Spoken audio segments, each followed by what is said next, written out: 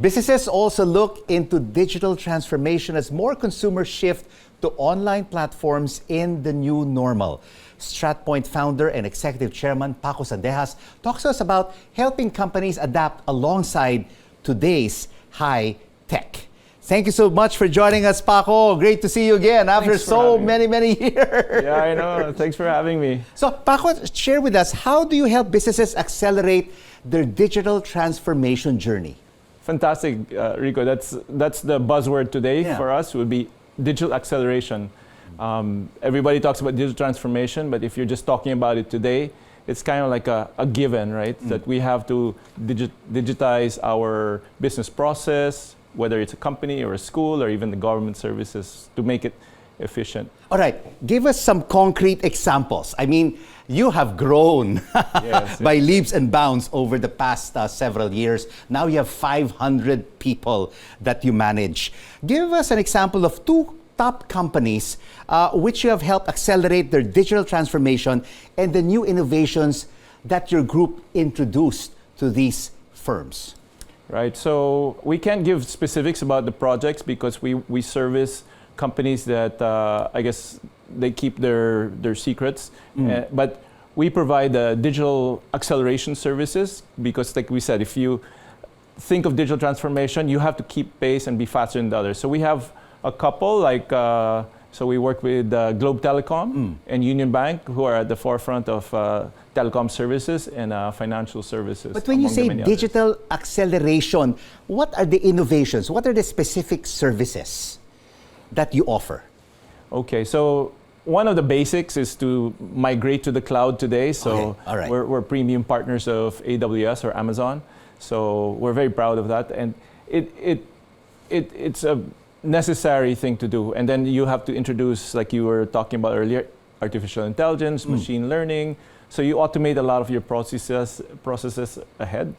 And I think before you do all of that, though, one of the things I'm very proud that Stratpoint does is it enters into a discovery phase with its clients. So you're not just going there selling them technologies for technology's sake. We worry about what they need. You mentioned specifically artificial intelligence and machine learning. Does it work hand in hand with your business, or is it a competitor which will eventually reduce your headcount in your workforce? That's an interesting discussion. So people talk about ChatGPT now doing code, and there's other applications that do that. In our case, it hasn't. AI actually has accelerated our growth because everyone wants to include AI and machine learning in their business process, and they don't know how, or they might know how, but they need more engineers to do that. And so Stratpoint is there to accelerate that inclusion of AI and machine learning. So at the moment, it's increasing. I think the approach that all businesses or even digital companies like us has to take is you have to stay ahead of the curve. So ChatGPT and other AI technologies will continue to come out, but you have to continue to learn it and be ahead of the game, know how to deploy it faster than everybody else so that you can compete and get more business that way. And what about the challenges that you face? I mean, with the internet infrastructure, the digital infrastructure here in the Philippines, is that a major challenge? And of course, when you offer your services to companies, whether it be small and medium or large companies, do they have the budget? Are they willing to jump into this digital transformation, be ahead of the game? It's kind of the reason I wanted to share time with you today, is because they have to be. If you want to stay alive as a company or as a government service, you really have to digitize. So I'm trying to convince more people to make that investment. If you're a company, you do it or you die. We had a phrase once, AI or die, right? You got to do it. Now, what are the challenges? Like you talked about internet connectivity. Yesterday, I had a meeting with one of the government agencies, and that was the problem we were talking about. And they brought me in because we have another startup called Zepto Education, where we're trying to help our Philippine schools to take advantage of all the technology. But as you might have heard, more than 50% of the schools don't have internet connectivity. Yes. So what do we do with that? So we actually have to go into these special situations and understand the problem. We actually have to worry about hardware that will cache the content of the cloud and put it locally. And you have to really figure it out. There's a lot of hacking even at the business process level. It's not just about buy this software, buy that hardware, put it together. It's not like that. Cyber hacking, cyber security is now problem. part and parcel, of every company's budget. Yes. So people talk about DevOps. Now it's DevSecurity Ops, DevSecOps. So that's another practice that we have. So your company, Stratpoint and Septo Education, how can you help contribute to the growth of technology professionals in the country on a wider scale? Wow, fantastic question. Right now, it's hard to find professionals. So we had to onboard 150% of our staff during the pandemic. And so Septo Education was able to help Stratpoint by building an internal training and onboarding process. So that's why we were able to onboard these people, even if they were virtual. Now the question is, can we do that for the masses, for more IT companies in the Philippines beyond Stratpoint?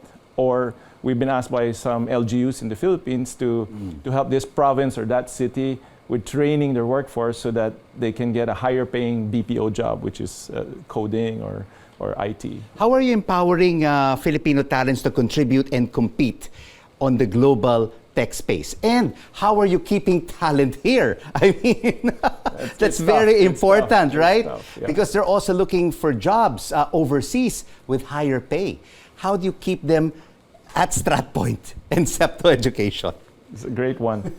Well, number one, I'm just really proud about the culture that we have at Stratpoint. So we're inviting you to come to the office tomorrow because we'll see how the culture is at work, how we allow workers to work in this hybrid fashion where part of the time they're at home, but part of the time they really have to be together with their teammates so that they can collaborate and get to know each other. You know how many misunderstandings you've had over text or SMS, yes, right? That's right? Too many. So, in a work environment where you're intense, you gotta, get together.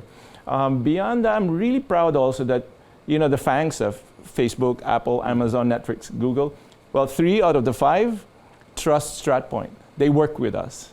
So this is the way we keep talent because our engineers are able to work with the best in the world.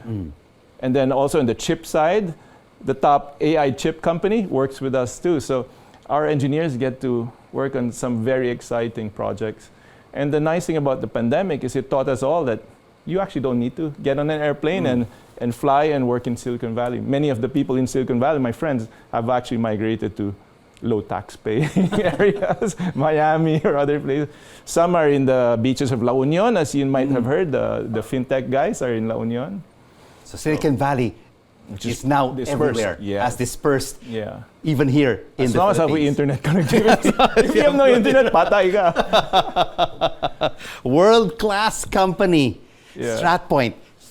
Founder and Executive Chairman, Paco Sandejas, thank you so much for joining us on The Final Word. Thanks for having me here.